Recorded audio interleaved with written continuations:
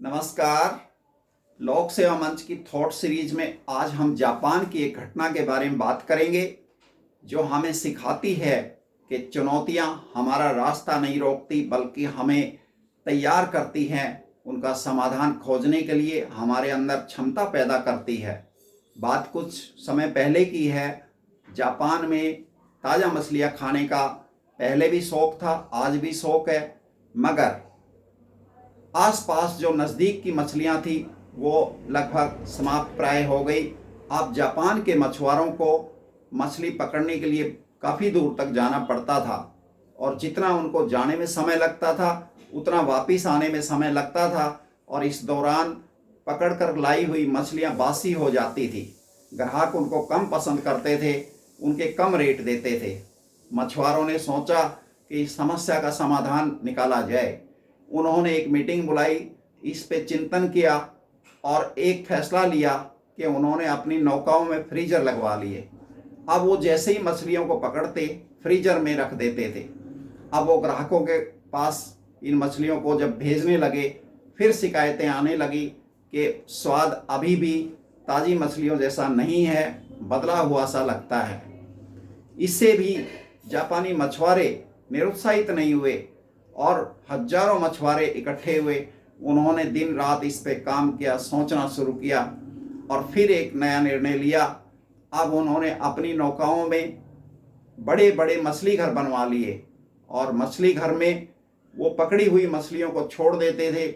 मछलियाँ उसमें घूमती, उछल कूद करती, मगर फिर एक नई समस्या आ गई कि मछलियाँ कुछ समय के लिए तो उसमें उछल कूद करती, मगर कुछ समय बाद जगह कम होने की वजह से शांत हो जाती और वो वहीं पर बैठी रहती, अचेत सी हो जाती। और जब ग्राहकों को यही मछलियां जब सप्लाई की गई तो ग्राहकों ने फिर शिकायत की कि ताज़ा मछलियों का स्वाद नहीं आ रहा है। जापानी हिम्मत हारने वाले नहीं थे। उन्होंने इस पर फिर कोशिशें की और फिर एक नतीजा उन्होंने निकाला। अब वो उस मछली घर में एक शार्क को छोड़ देते थे और शार्क उन मछलियों को जब परेशान करती, कुछ एक को खा भी जाती, लेकिन जो बाकी मछलियां बचती थी वो ताज़ा पहुंचती थी ग्राहकों तक और आज भी ये चलन वहां पर है। इस घटना से हमें ये पता चलता है कि जिस तरह से जापान के लोग देशभक्त हैं उसी तरह से वो हिम्मत वाले भी हैं। इस घटना से हम सब भी अपने जीवन जिंदगी में ये निर्णय ले सकते हैं कि चुनौतियां कभी भी हमारा रास्ता रोकने के लिए नहीं आती है, बल्कि हमें एक नई सोच के साथ, नए विचार के साथ, नए समाधान के लिए मजबूर करती है। कभी कभी हम ये सोच विचार करके देखें, यदि एक सामान्य सा आदमी जंगल से गुजर रहा हो और उसके पीछे एक जंगली जानवर जो बहुत खतरनाक प्रवृत्ति का हो उसके पीछे पड़ जाए तो क्या वह सामान्य चाल चलता रहेगा? मैंने देखा है कि वह मिल्खा सिंह से भी तेज दौड़ने लगेगा।